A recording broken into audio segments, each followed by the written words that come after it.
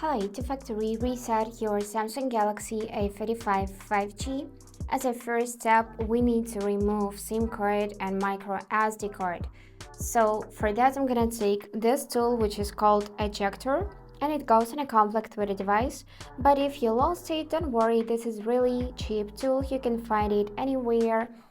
And instead of this one, you can use a needle or a pin, but be really careful because you may damage this SIM tray. And now we need to take a look at the upper panel of the phone. Here you'll find your SIM tray and this little hole in it. So we need to simply insert this ejector in the little hole, then slightly press till the slot will pop up like that. And after that, we will need to simply take it out using the nails, or we can use this ejector to remove it.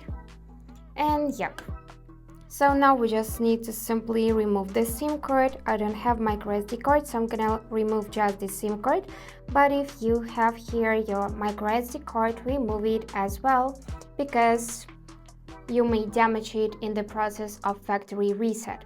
Now I'm gonna press those corners to remove the SIM card, and yep, now it's gone. So we need to simply put this SIM slot back in the phone and close the tray securely. I messed up, so let's try this out one more time. Here you can see this little hole, and here as well, so simply compare those holes so it will match and put it back. Great, now we can unlock the phone, and also if you got any lock screen protection, you need to remove it as well. For that, we need to go in the settings. From here, we can choose lock screen and go in screen lock type. After that, enter your PIN code, password, or pattern, and then choose none. And after that, we can perform factory reset. For that, we need to simply turn off the phone first. I'm gonna use the combination of this power button and volume down button on this volume pad.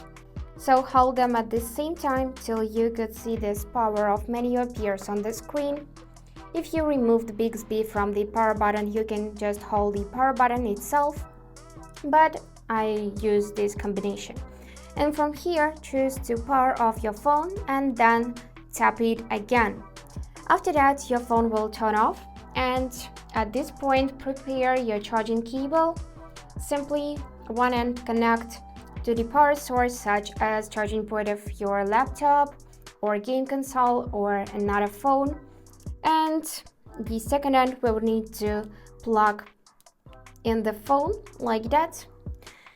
And what we are gonna do next is we need to hold this power and volume up buttons till we could see the Samsung logo appears on the screen.